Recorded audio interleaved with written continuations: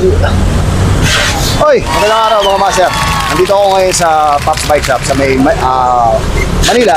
So ngayon, puntahan natin yung sikat na sikat ngayon. Actually, hindi siya sikat na sikat. Sikat na sikat na sikat na Pops Bike Shop kung saan makakapagka-mabuo ka ng mga bisikleta. Ngayon, ipipicture natin sila kung ano nga ba yung kanilang ino-offer dito sa Pops Bike Shop at kung bakit sila kakaiba dito sa market ngayon. Kung gusto nyo malaman, tara, simulan natin ito. Ako po si Papa Jack. Papa Jack ako, Papa Jack ako, Papa Jack ako. Ayun na, kasama na natin ngayon si Master, si Pops kung tawagin, Pops Station. Ayun na, kilala sila si Pops Master Jason bilang Pops Bike Shop. Okay. Master, hi ka muna sa kanila. Hi sa mga subscribers ni Master. Okay. So, ano lang to, kwentuhan lang to, kwentuhan lang. So ngayon, Pops Jace, kailan ba nagsimula si Pops Bike Shop? Nag-start kami since 2017. 2017? Oo. Malit lang na tindahan yun. Mag-iisang dekada na. Mag 8 years na. 26 na yun. Oh, mag-isang dekada na. Magna 9 years. Oh, yeah. Mag-isang dekada na rin. So, napakatagal na rin talaga ng Pops Bike Shop. Saan nagsimula yun? Saan may shop? malapit sa may UST, malit lang yun na tindahan. Mga ano lang yun. 4 meters by 4 meters, 16 square meter na store. Malit Tapos, lang. Kilala yun. Nakilala yun. Hindi naman. Medyo nakilala kasi Nag-pandemic? nakapokus. Wala pa Hindi pa pang pandemic. Kasi So nag-run siya ng 3 years ng talagang dire-diretso na wala pang pandemic. Pero yung income namin, pang survive lang sa araw-araw. Pero bago nagsimula Break yun, even, ganun. bago nagsimula yung Pops, balita ko, talagang siklista ka. Siklista. Di ba? Talagang siklista ka. Ano yung genre mo? Ano yung discipline mo nun? Bike to work, tapos lang din sa tawag na ito, sa malapitan, Antipolo, tsaka Timber. Ayun yung mga bike nira-ride ko lang dati. Tapos yun, talagang araw-araw bike to work kasi Pero hindi ka lumalaro. Hindi pa. Sumasali lang ako sa mga fun ride lang dati. Fun ride. Ano gamit mong bisikleta na? MOB. Kasi doon ako trabaho Uy, for kaibigan natin 7 yung years. MOB. Kaibigan natin yung MOB. Mga kaibigan natin. Doon ako nagkaroon ng idea na mag-put up ng sariling bike shop. Tsaka doon ako nahilig talaga sa bike. Mahilig na ako ng bike dati. Pangarap ko kasi galing ako probinsya, wala akong pambili ng bike. Ano ba probinsya mo? Ilocos Norte. Ilocos. Okay. Wala kang pambiling bike. Ang ganda ng story, di ba? Wala akong bike dati. Tapos yung bike ko lang doon, puro hiram. Kaya napunta ako sa MOB, tuwang-tuwa ako kasi nga matino na yung mga bike na ginagamit doon, mountain bike. Kumbaga parang natupad na pangarap eh. Nagde-delivery boy ako doon. Pag pupunta ako sa iba't ibang bike shop, nakakatuwa yung mga pinapangarap ko dating na sa akin na. Sa'yo na. Yung mga So, pulsos, pangarap ko sa kailan ka magkakaroon ng ganyan kasi delivery rider, delivery boy nga eh. So parang Cinderella pala yung no? Parang pang maalaala mo kaya, di ba? So kita mo naman, di ba? Sa isang maliit na pwesto, saang lugar yan? Sa may UST malapit. Sa may UST malapit. Sa isang maliit na UST nagsimula. At nagsimula ang lahat sa maliit na pangarap ni Master Jason. Si Master Jason nga pala, kasi mas kilala siya sa Pops eh. Sa Pops. Pops tsaka Master, kaya nga Pops. Doon din na nakuha yung Pops na doon din nakuha yung Pops na pangalan ng bike shop tsaka yung brand namin kasi nga first time ko nag-timber, halos lahat ng mga siklista tawagan nila Pops. Kaya sabi ko para mabilis catchy. Catchy yung Para pag sinabing Pops. Kaya hindi nawawala sa isip ng mga siklista. Ang galing ibig sabihin, ito bang pangarap mo na to? Hiniling mo ba kay Lord to? Kasi minsan may mga tao na destiny nilang talaga na yun eh. Destiny nila yun na magkaroon ng ganitong matupad yung pangarap nila. Ikaw ba? Paano mo natupad yung ganito? Hindi ko alam. Pero last year ko lang na-realize na nung high school ako, bago mag-graduation, isulat doon yung pangarap mo. After 10 years, kung ano yung magiging mo. Naisulat ko lang doon, businessman. Pero wala akong idea kung anong business. Talaga? Pero pagkatapos ko mag-high school, din ako college kasi nga dahil sa financial. Ayun, sumubok ako di sa Maynila. Tapos ayun, mga katagalan, ayun, marami akong ginawa para umasenso. Yung parang ma-improve ba yung sarili. Stepping stone mo, nag-MOB ka muna. MOB, tapos, 7 years. Tapos, ano yun, nag-put up ka ng business, yun na yun. Rin yung maliit na yun. Napahiram ako. Sa USD. Tapos nang dire-diretso na siya. Okay. Ngayon, ang tanong is, paano mo naman naisipan yung magkaroon ng sarili mong brand? Kasi ngayon, kung tutuusin, yung brand ngayon ng Pops Pro, talagang kalat na kahit sa ang parte ng Pilipinas. Kaya naisipan ko naman kasi may mga brand na wala silang after sales or kahit may sikat yung brand nila, pag may aberya, may warranty, pero pag iano mo na sila, i-contact, mahirap sila contact. At least kami may physical store. Ayun yung napagdaanan ko kasi dati na may iba't ibang brand, maraming aberya, hindi nakaka-connect yung buyer tsaka sa yung mismong supplier. Kaya may sarili kaming physical store tsaka yung brand. If ever na magka-aberya, punta lang sila dito. Yun ang kagandahan kasi ang problema kasi karaniwan ako pag bibili ako sa online. Pag bumili ka online or kahit bike shop na online, pagka may sira at nawasak kagad, hindi mo na maibabalik yun. Mahirap. Mahirap ang especially kapag ang bibilin mo carbon. Di ba? Ito kasi ang kagandahan no bias attached to Kasi for how many years, ilang beses na akong nakagamit ng Pops Pro Series. At naging matagal na nating partner ang Pops Bike Shop. So, marami na akong nasubukan na carbon, marami na akong nakita na inspect na carbon na sakto lang. Pero yung kay Pops, kinumpare ko, makakapal. Makakapal. Alam mo yun ang kagandahan Ito yung kagandahan kapag ka yung may-ari ng bike nanggaling muna sa pagiging siklista. Oo. Tama. 'Di ba? Kasi alam mo yung pangit, alam mo yung hindi matibay, alam mo yung matibay, at alam mo kung paano yung magiging matibay yung isang produkto. Tama. So doon mo hinugot yung Pops. Tapos kaya yung brand namin, iba-ibang factory kasi kunwari sa rotor, saan nga ba yung pinakamagandang factory ng rotor? Doon namin pinapagawa hubs. Kung saan yung mga magandang brand, kung saan nagpapagawa yung mga magandang brand talaga, high-end tsaka middle-end na brand, doon namin sino-source out.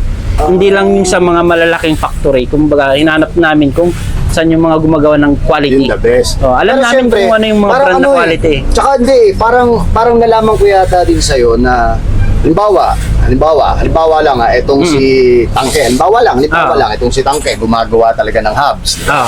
So, tapos nakita mo yung hubs niya, ayos naman.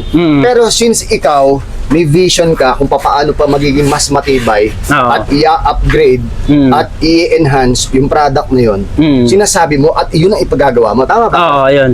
Diba? Kung ano yung mga weakness ng iba't ibang brand, pinapatibay namin. Tsaka kung ano yung mga pangit. Kasi especially yung nakita ko yung fork. Yung fork, di ba, meron kayong sariling gawa, di ba? Sa rigid. Sa rigid, di ba? Ano yung naging nun? Ano yung konsepto mo nun? Bakit ganun yung ginawa mo sa rigid fork na yan?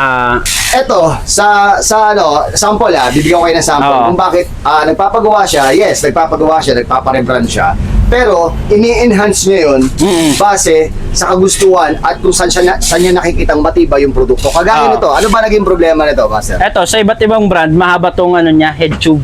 Ayan, mahaba yung leg niya. Ito, masyadong mahaba yung leg nito. Nagbawas kami ng 2 mm. Talaga? Pero nung tinanong namin sa factory kung okay lang ba o wala namang problema. Tapos yung dati, wala silang internal. Ngayon, nauso na yung internal, kaya halos lahat meron na. Dati meron nga dapat to. Butas. Kaso hindi nagkaintindihan dahil nga dapat fully internal ready rin to. So ibig sabihin nun, ang konteksto ng sinasabi namin ni Master is hindi ka magre-rely sa kung ano yung bibilin mo dun sa factory. Ngayon, nakadepende pa rin sa'yo kung anong design mo mismo. Since siya yung may-ari ng papagawa ng pyesa na yun, pwede mong i-enhance. Diba? So yun ang kagandahan talaga pagka ang nagpapagawa at ang may-ari si Krista. Kasi alam nila yung pangit at hindi. Tapos alam ko na rin yung mga medyo mas nakakarami na si Krista ano yung mga needs nila. Talaga. Oo, Oo. pansin ko nga din. Pansin ko din sa mga post nyo. Oy, baka di nyo pa na-follow nga pala. Follow nyo lang, Pops Bike Shop, tsaka meron silang available sa Orange Basket, Blue Basket. So, follow nyo lang sila dyan, pati sa TikTok. Kumpleto sila dyan. Nagiging ano na rin ako nagiging Meticulous. sa mga iba't ibang brand, parang kinukuha na nila yung Idea mo. idea ko, tsaka kung ano yung masasabi ko sa mga parating nila. Oo. Bago nila i-release, pinapakonsulta muna sa akin kung okay ba to. Talaga? Hindi ko lang sabihin ko anong mga brand so, alam yun. nyo na. So, alam nyo na, kasi may mga owner kasi, syempre, ako, gaya ko, halimbawa lang ako, ano lang ako, tatayo ako ng bike shop. Kukuha ako ng ano, halimbawa hindi ako siklista, kukuha lang ako ng mga produkto. Sige, lagay niyo dito sa akin yan. Pero yung hindi mo alam kung ano yung quality. Hindi mo alam kung pag binenta mo ba yan sa customer, tatagal ba yan at babalik ba sila sa'yo. Di ba? Pero ito, Pops Jace, tanong ko lang. Ano ba ang kaibahan ni Pops Pro series? Kasi nakafocus tayo sa Pops Pro di ba? Ano yung kaibahan ni Pops Pro series? Kasi kung hindi nyo na itatanong, ang Pops Pro ay marami ng pyesa. Gaya ng ano ba yung mga pyesa ni Pops Pro? Meron tayong handlebar, under grip, stem, headset, fork na rigid, saddle, seat post, crankset, hubs. Makakabuo na ng bike. Ng bike. Group set na lang wala. Oh. Pero the rest talaga, meron Ang na wala na frame. sila chain. Siyempre wala pa chain ng Basta Pops yung Pro. group set naman, Shimano na yun or DS RAM. Oo naman. So, talagang yung buong pyesa na kailangan mo, pwede ka na magpabuo talaga dito. Oo. Kasi mabubuo na. Tapos, ang kagandahan, ano pa yung benefits nila, Master? Pag halimbawa, nagpabuo sila ng, tumawag ako sa'yo, halimbawa, Master Jace, gusto ko magpabuo ng buong series ng Pops Pro ng isang bike. Ano yung kagandahan nun? Anong benefits doon para sa kanila? Pinaka-benefits doon, pag buong bike sa amin, naka 1 year service warranty. Ano nga ba yung cover ng service warranty? ano ba yan? Yung retono, realign, kasi normal na nawawalan ng tono, katagalan, kasi yung kable natin nababatak kaka-shift. Okay. Realign naman, pag nawala sa align, kasi nga, naging flexible na yung mga spoke natin Yung iba lumuluwag. Yun, free yung realign nun. Okay. Mga lumuluwag na mga bearing, headset, dito dadalhin lang. Okay. So, paano mo naman? Halimbawa, ganda nun, di ba? Wala sa ibang bike Tapos shop. meron pa. Lahat ng mga parts namin, naka 1 year warranty except sa wear enter na saddle, tsaka grip. Pero the rest na naka-fix, Yung mga carbon, aluminum. aluminum carbon, naka 1 year warranty. Ang pinaka the best namin, yung handlebar na alloy stem, seat post, naka lifetime warranty yan. Kita nyo? Ako, gamit ko ngayon Gamit ko dun sa Surly ko, kay Straggler. Nakita nyo? Kailan lang, no, isang araw lang, yun ang gamit ko sa kanya, yung back sweep ni Pops Bike Shop. Yung Pops Pro nila na back sweep, napakaganda nun. Carbon yun. Oo. Carbon yun. Yung hawak mo, 5 years warranty yan. Oh. Years warranty, di ba? Ito, may mga customer kami, bakit pinagbigay pa ng warranty sa rigid? Di naman nasisira yan. Kung nasa tindahan kayo, may makikita kayo mga nababasag na rigid, nagkakrak. Oo naman. Oo naman. Ito Hindi lang kasi nila nakikita yung customer na na-encounter na marami. Oo. Kami nakita namin. Dito nasisira.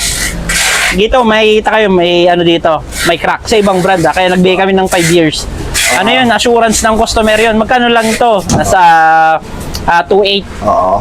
Sa loob ng 5 years, piso isang araw. Di ba?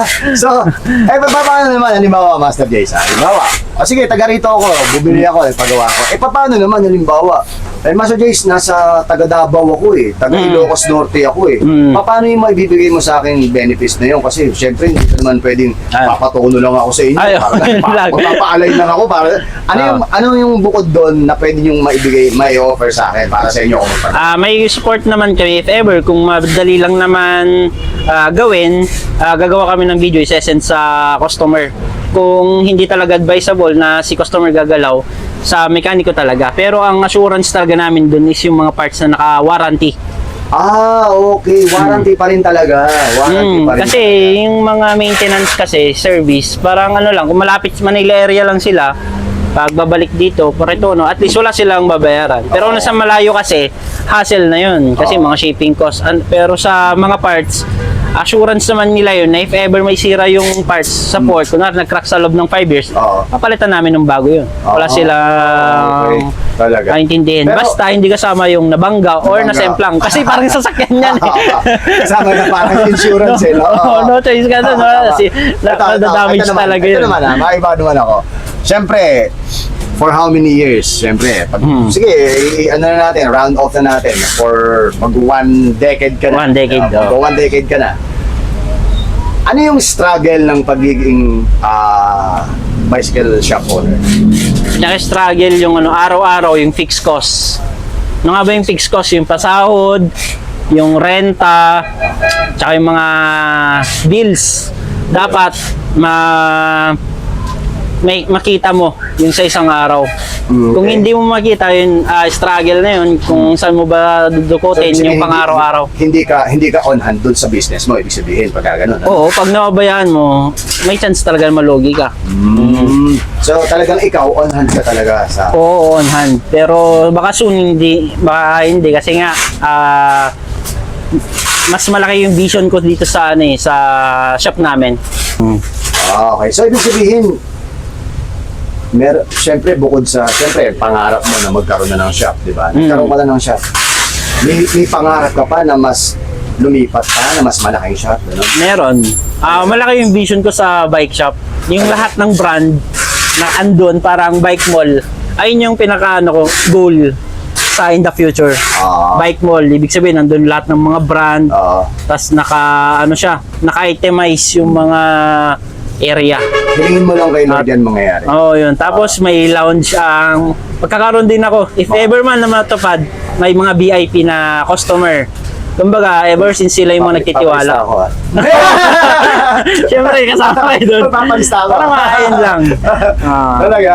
Soon Ang ganda- sana. Ang ganda ng vision, no? Ang ganda ng vision, yung tipong pagpunta mo doon, one-stop shop na, no? Tapos, ayun, yung kunwari, nakabili ka na ng mga parts. Ayan, ibigay natin sa mekaniko. Ayun, may kape, may TV, parang gano'n. May lounge na, sa panopan. Ayun yung pinaka, soon. Dream mo. At takes naman na sana maabot yun na within 7 to 10 years from now. Ay, malaki na yung Pops Bike Shop nun. Malaki rin yung pangarap na yun. Malaki Ano, walang malaking pangarap pagka hiniling mo kay Lord yan. Walang malaki, walang maliit. Basta Yan. hiniling mo kay Lord yan. Araw-araw naman na So, ibig sabihin, ganito naman, ito, Master. Ano nga ba naman, kasi siyempre, sa bawat pyesa, di ba? Sa bawat pyesa, meron tinatawag na naghaharit. I mean, dominant na pyesa dito sa market. Kaya, halimbawa, kung Shimano user ka, sa road bike, ang gagamitin mo is mga naka-Dura Ace ka. Di ba?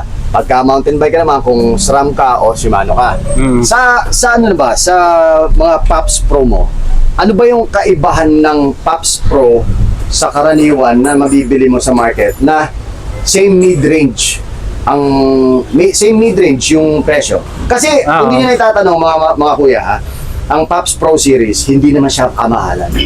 Bukod sa hindi siya kamahalan, hindi rin siya kamurahan. Aminin naman natin. Mid-range siya. Mid-range So, ibig sabihin nun, kung mid-range yun, may quality.